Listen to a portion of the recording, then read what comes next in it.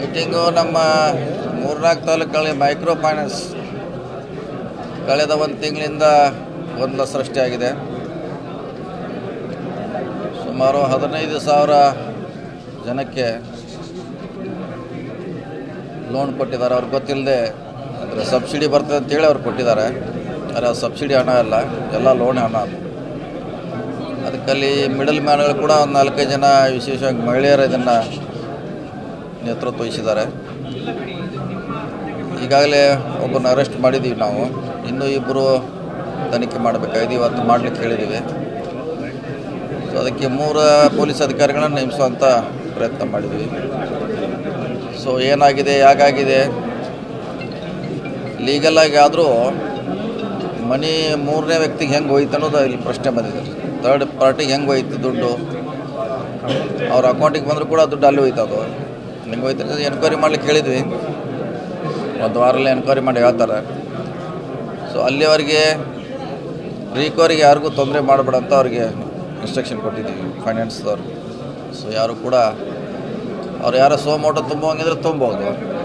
So ಯಾರಿಗೂ ಕೂಡ ಇದು ಎನ್ಕ್ವೈರಿ ಆಗುವವರೆಗೆ ಒಂದು ಹಂತಕ್ಕೆ ಬರೋರಿಗೆ ಯಾವುದೇ ರೀತಿಯಿಂದ ಅವ್ರಿಗೆ ಹರಾಸ್ಮೆಂಟ್ ಮಾಡುವಂಥ DC ಅವ್ರು ನಾವು ಸೂಚನೆ ಕೊಟ್ಟಿದ್ವಿ. ಸುಮಾರು 100 ಕೋಟಿ ಅಂದಾಜು ಒಂದು 15,000 ಮಂದಿಗೆ ಕೊಟ್ಟಿದ್ದಾರೆ ಅವರು.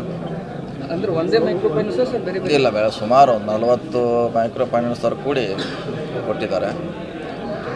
ಸೊ ಇದರಲ್ಲಿ ಖಂಡಿತ ಮೋಸ ಆಗಿದೆ ಅಂತ ನಿಜ, ಅದೇನು ಪ್ರಶ್ನೆ ಇಲ್ಲ.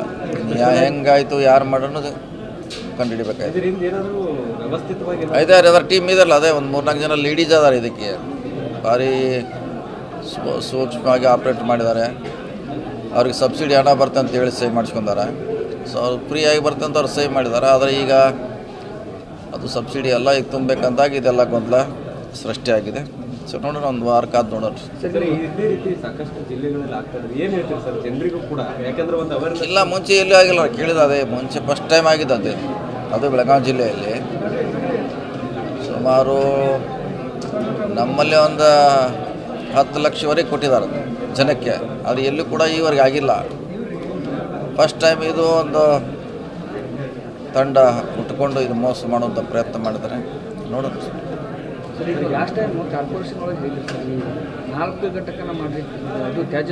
ಅದು ಹೇಳಿದೀವಿ, ಮಾಡಬೇಕಲ್ಲ. ಈಗ ಸಮಸ್ಯೆ ಆಗಿದೆ ಸರ್. ಇದು ಹಸಿ ಕಸ, ಒಣ ಕಸ ಅಂತ ಬೇರೆ ಬೇರೆ ಮಾಡೋಕ್ಕೂ ದಿನಪೂರ್ತಿ ಕಸ ಸಂಘಟನೆ ಮಾಡೋದೇ ಆಗುತ್ತೆ ಕೋರ್ ಕಾರ್ಮಿಕರು.